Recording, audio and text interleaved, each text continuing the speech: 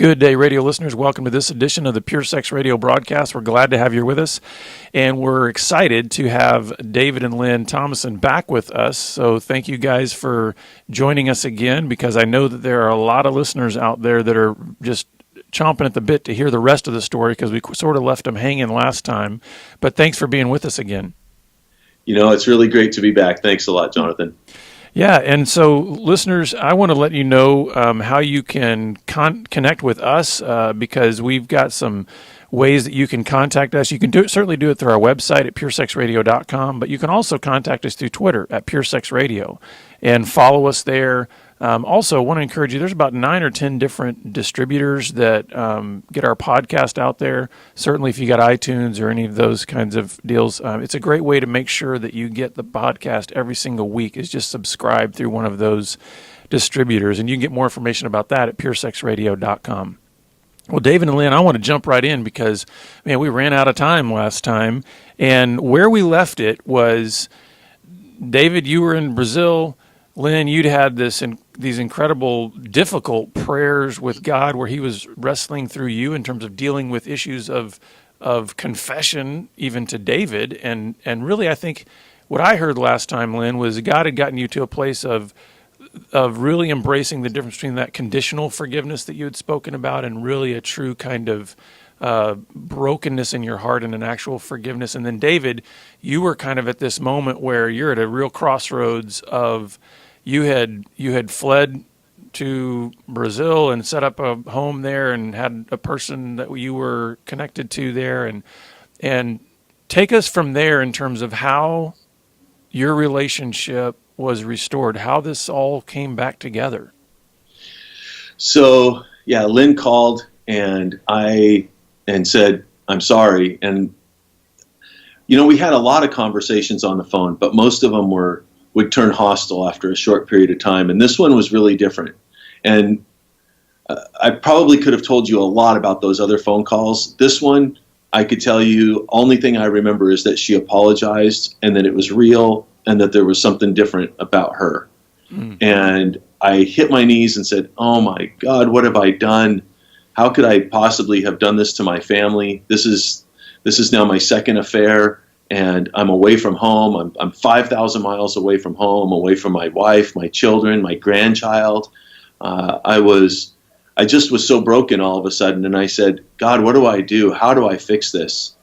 And, you know, over the next 3 weeks, I guess, waiting for the plane, I went to church a couple of times. I really thought I was going to try and get my life right with God, but I was still living in sin, so I wasn't getting there. There was a giant barrier between me and the Lord, and I just felt like, so, you know, I needed to make things right. So anyway, I came home really with the intention still of signing the divorce papers and going home, and going back to Brazil, excuse me. And I got here, and Lyn met me at the airport. And of all the years that I traveled, there were few times when she would actually pick me up at the airport. Most of the time I would leave my car and I would drive myself back and forth to the airport or something like that. But this time she met me at the airport, and she looked different. She had a radiance about her that I just can't describe, but other than she looked a lot like the women who are waiting for their soldiers to come home from overseas who have been in combat. And, you know, I've been in the airports a lot, and so I've seen a lot of times where people are waiting for their soldiers to come home, and that's just an amazing experience, and that's how I felt. That's what I felt like. She was looking forward to seeing me that much. And I thought, wow, this is just really different. Something has changed. And sure enough, it only took a short period of time, and I decided, you know what, I'm going to stay here for a while and see if we can't work it out. So how did that work, Lyn, in terms, I mean, you guys had papers ready to sign. I mean, that's pretty much kind of 11th hour stuff going on. So what was this like these days after David got home? Well, the first day he got home, I picked him up at the airport and we went for lunch, and he told me immediately about what had gone on with the pornography. I didn't know anything about that, but it's like he was still trying to scare me away. And he just said, I have a pornography addiction. It's gone on for more than 10 years. And what I remember feeling at that point was, oh, a lot of things make sense now. That there was a barrier there that I didn't understand, but it was there. I, at that point, was just really relying on the Lord. I didn't know whether David was going to stay or not, but I knew that the Lord wanted me to just be still and give David time to see what he was going to decide to do. I wasn't at all sure what that was going to look like, and I was very frightened, but the Lord said, just be still and continue to pray for him. And David came back and he got a apartment that he lived in for 2 months. And it was about the end of that 2 months that we were invited to attend Marriage Restored. And I'm sorry to interrupt. One of the things that comes to my mind, Lyn, when you're saying that is, you'd mentioned before that David just seemed to carry a lot of anger, that there just seemed to be so much anger. And the proverb that comes to my mind is the proverb that says, a gentle word turns away wrath. And I think, David, and I could be wrong, but it seems like what you were seeing in Lyn was this change where there was a gentleness, a willingness to even, like Lyn, you said, be still and wait. And whereas maybe before it was like y'all could get like cats and dogs and just anger and emotion and everything could take over. So how was that for you, David, in terms of kind of disarming your anger when you see your wife in a completely different disposition towards you? I had expected when I told her that I was leaving that she was going to be relieved, and she never was. It was devastating to her, and that confused the heck out of me because we had been so unhappy when we were together, and even as far as I was concerned, even more unhappy when I was on the road. But when I came home, and all of a sudden now, like you said, she was so much gentler, and she was so much more at peace with where she stood with God, that it was a lot easier to communicate. And all of a sudden, she wanted to hear how I felt. She wanted to know why I felt like pornography had taken a hold of me, or why I had taken a hold of pornography. She wanted to know about things that she would not at all be interested in talking about before. And then this whole idea of Marriage Restored came up, and it was like, do you want to go to this thing? Well, I don't know. Do you want to go? And we had two different people tell us that we should go to a Marriage Restored weekend. And one of them had some very serious problems in their marriage and had gone and said, man, it really just revolutionized their marriage. And they wanted us to go badly. So I'm curious about that. So obviously you guys got information about Marriage Restored and you're thinking about doing that. What were those conversations like? Because obviously God had been doing some things sort of individually in each of you, but then for all of that to kind of converge at this particular weekend, what was it like leading up to that, coming to a place where you both agree to do something this significant together for your marriage? It was hard, but we knew we couldn't stay the way we were. David had agreed to break off the relationship it was a requirement that David break off the relationship with the person in Brazil, and agreed to stay for some period of time until we could give our marriage a chance. We felt like 25 years in, we needed to be sure that we had done everything we could to try and work it out. And I had tried marriage counseling, but Lyn wasn't willing to go earlier on. And to be honest with you, I didn't choose the right counselor. And so, and maybe I wasn't willing to listen to really what the counselor had to say. That's probably a big part of it as well. But because we weren't doing it together, it wasn't worth it. And so when we looked at this Marriage Restored thing, we were very cautious. We really don't, this looks like a group thing, and I don't want to share my stuff with other people.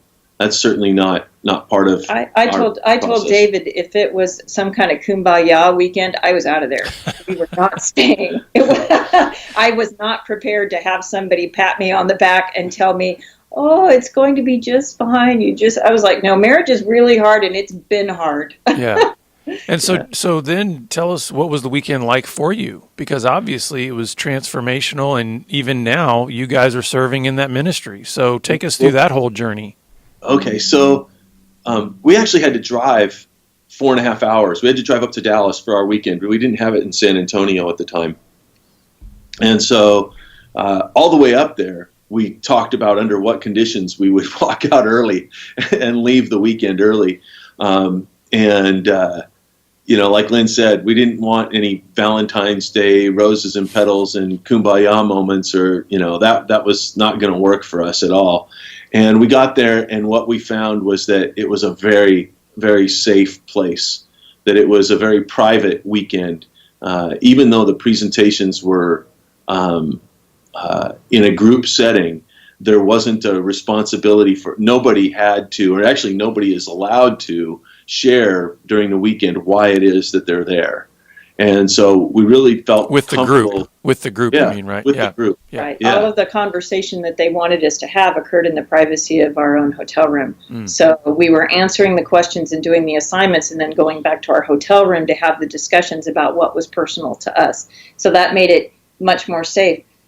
So I have a question, because, and obviously since you're on the other side of this now and doing ministry to other couples, and I can say this too, having been in this kind of ministry for many years, is that, we understand that you can only really provide help for those who are willing to receive it. Mm-hmm. So what was it like for you guys that weekend to get to a place? Because obviously as you're driving up, you're going, okay, these are our conditions for when we're going to walk out, Right. So in some way there was like I don't want to say a reluctance, but at least a fear, an apprehension there. What was it in that weekend that got you to go all in? I would say it was the discussion right from the beginning. The presenters made it very clear that we were going to be examining feelings. And one of the first concepts they cover is that feelings are neither right nor wrong. And so you shouldn't argue with one another's feelings. So they set some ground rules right then that we should be able to talk about difficult situations. And the communication technique was all about being able to share those effectively without destroying one another in the process. Mm-hmm. And so we had an almost immediate breakthrough. We did, because Friday night of the weekend is a lot about the nuts and bolts of the weekend, how we are going to do this, how the weekend is going to progress, as well as kind of an introduction into the feelings part of it, if you will. It's fairly light, and then all of a sudden Saturday morning, we jump into talking about our own feelings and our kind of some self-introspection kinds of things that really make us look hard at why things have happened the way that they have, and it moves very, very quickly. And by Saturday morning, we both recognized that the people that were presenting had walked in our shoes, and that was huge. That the things that they were sharing were difficult feelings that we had, and they were showing us how they got beyond that. Their marriages were obviously healthy, and it began to be something that we wanted for ourselves. And you're actually stating, Lynn, exactly why one of our core values in our ministry is story, because there's such a powerful ministry component to empathy. If there's a sense of connection that somebody else can actually understand what you're feeling, not just assent to it intellectually or have some kind of book knowledge of, yeah, that's probably what you were feeling, but actually go, oh, I know what the dark night of the soul feels like. I know what, crying at 3 a.m. feels like. I know what it is to wrestle with God about things you don't want to do. It's so powerful for moving people forward. And so obviously that had a profound impact on you guys. But I'm curious to know then, how did the weekend end, and then what happened from that point? Because we all know that weekends and events can be incredibly powerful, but we still have to live our lives every day. And so what happened at the end of the event and then kind of moving forward? So at the very end of the weekend, we turned to each other and we basically said, wow, what do you think? And that was great, right? Yes. I think I need to be involved in this. What do you think? Yes. We felt like we had found our people group for us.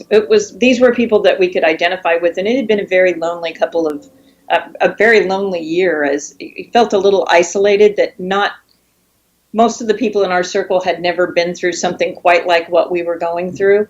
And it was very comforting to have people that we could reach out to who understood. And we felt very strongly that we needed to become involved in something like this. So we made sure that we did the homework and that we followed the disciplines of the weekend after the weekend to continue to grow healthy. As we walked out, we said, we really need to be involved in this, and really felt like it was a Revelations 12:11 moment, that they triumphed over him by the blood of the Lamb and the word of their testimony. And here, these folks that had just presented to us for the whole weekend had shared their testimony. We really felt like we had such a breakthrough that we needed to share our testimony. And so that immediately I called the national office for Marriage Restored after the weekend was over and said, how can we get involved? And they said, whoa, wait a minute.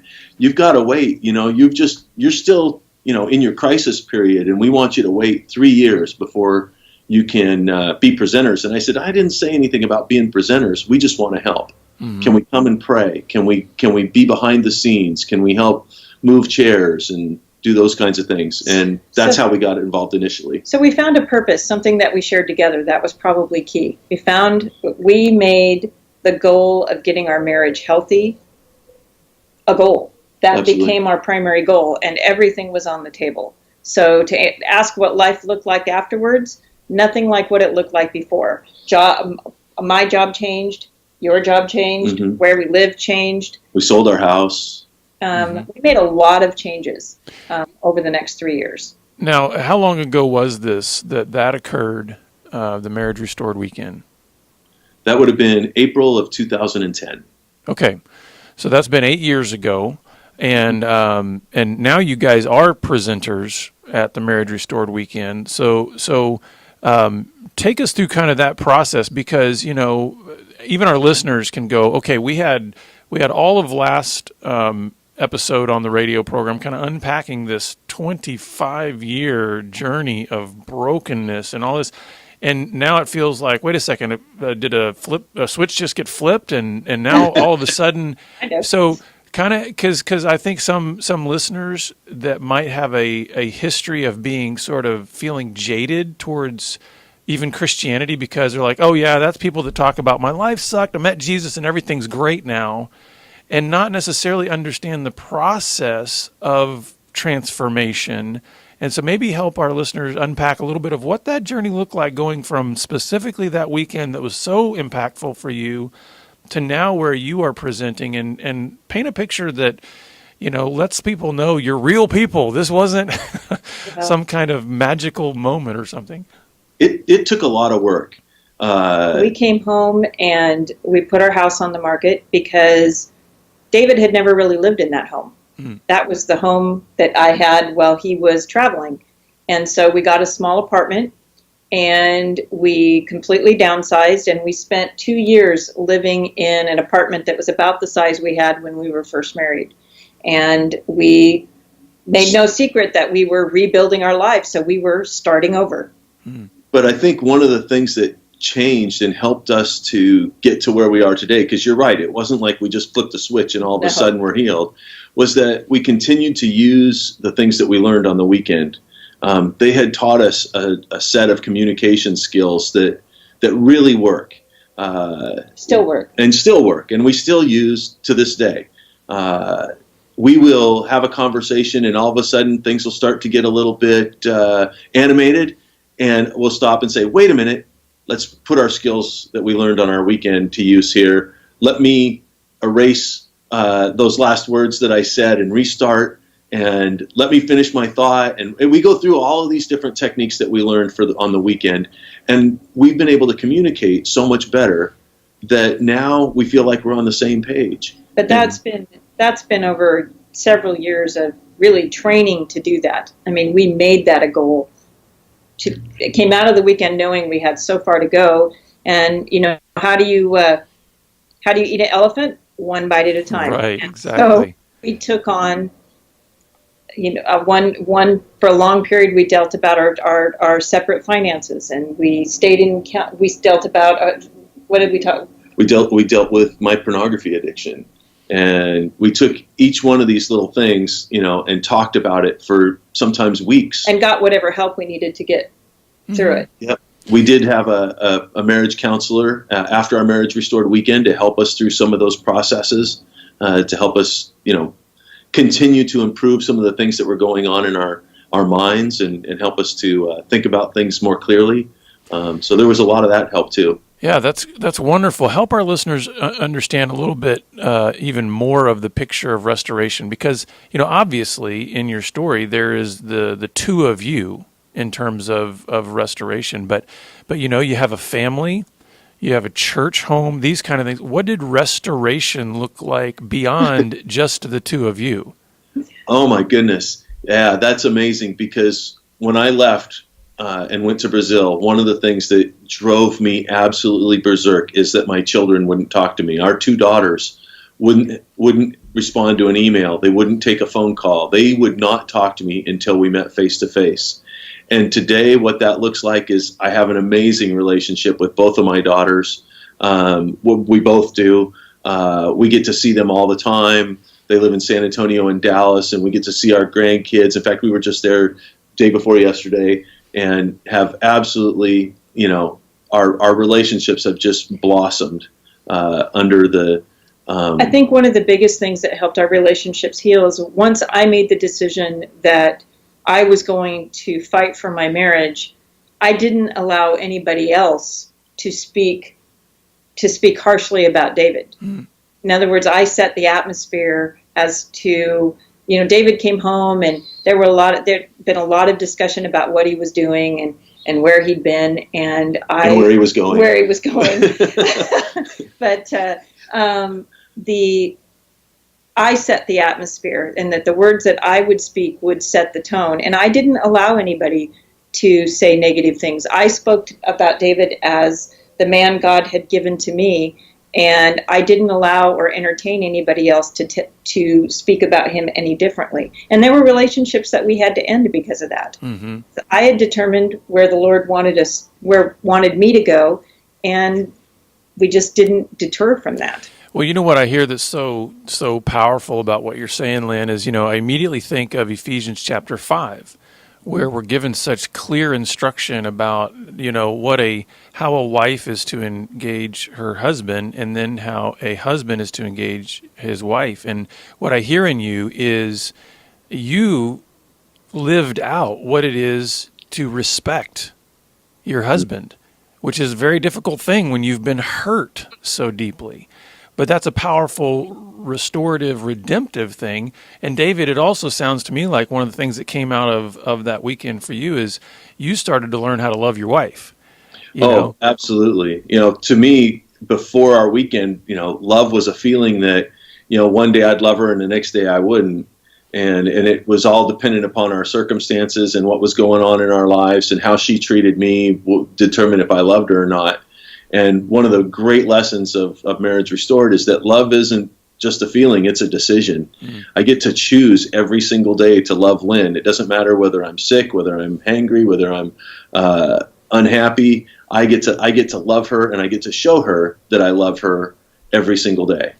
So talking a little bit more about Marriage Restored, as there are couples that are out there listening and watching this, I mean, who is the couple that this weekend is really for? Like, if you can kind of give, hey, this is the couple that would benefit the most from a Marriage Restored weekend, what couple would that be? I would say it's a couple who is currently in a crisis. They're in a situation that just seems overwhelming, or who has recently been in a crisis, and they're still trying to, or has been in a crisis, not even recently, and is still trying to work their way out of it. The crisis doesn't have to have been just this week or last week or month. It can have been any time, and they still feel like they're fighting their way out of that hole, out of that crisis. We think that's that Marriage Restored to be a great weekend for those kinds of couples. And And if I understand, so a lot of people, I want to make it very clear because obviously our ministry, Be Broken Ministries, is very focused on sexual issues. But Marriage Restored is not just for like infidelity or some kind of sexual crisis. It can be for anything, right? I mean, it's not just relegated to a sexual brokenness issue. Absolutely. There's, any kind of issue is open game in a Marriage Restored weekend. We have folks that come that are suffering with drug addictions, with infidelity, PTSD, and some of them don't have any of those things. They just have forgotten how to communicate and they've gone their own way. We've had lots of couples that say, nope, we don't have any of those issues, but we are not on the same page. We're not thriving as a couple. We feel like giving up. And you need to be at a Marriage Restored weekend. But I guess I also want to make the distinction because this is not an enrichment weekend. This is about restoration, right? Because there's a whole nother ministry arm of the people that you deal with that deals with the enrichment side. Can you share briefly about what that is for? Because, I mean, we certainly have couples that are part of our audience that are healthy. But Right. What if they want enrichment? Can you share about that? We have our sister, or really mother program is Assemblies of God Marriage Encounter. And the format of the weekend is exactly the same. Again, dealing with a communication technique specializing in feelings. And they also hold weekend events. The difference is the material being presented on the Marriage Restored side is obviously grittier, and it's dealing more with the issues of couples in crisis. Marriage Encounter is going to be dealing with issues that healthy couples are, enrichment issues are striving for, to make a good marriage even better. Mm-hmm. Well, David and Lyn, I thank you so much for being with us. I want you to share with our listeners when some upcoming Marriage Restored weekends are occurring, and then how they can get more information to register for those weekends. Okay, so the next Marriage Restored weekends are Saturday, April 6th through 8th are in San Antonio, April 6th through the 8th, and also in Dallas, June 8th through the 10th. So those are the next Marriage Restored weekends. You can get in Texas. In Texas. We have weekends nationwide, and you can get the full list of weekends at www.marriagerestored.com. Okay. We also have a 1-800 number that folks can call. That's 877-844-2262. Okay. And can you give that number one more time? Sure. It's 877-844-2262. Great.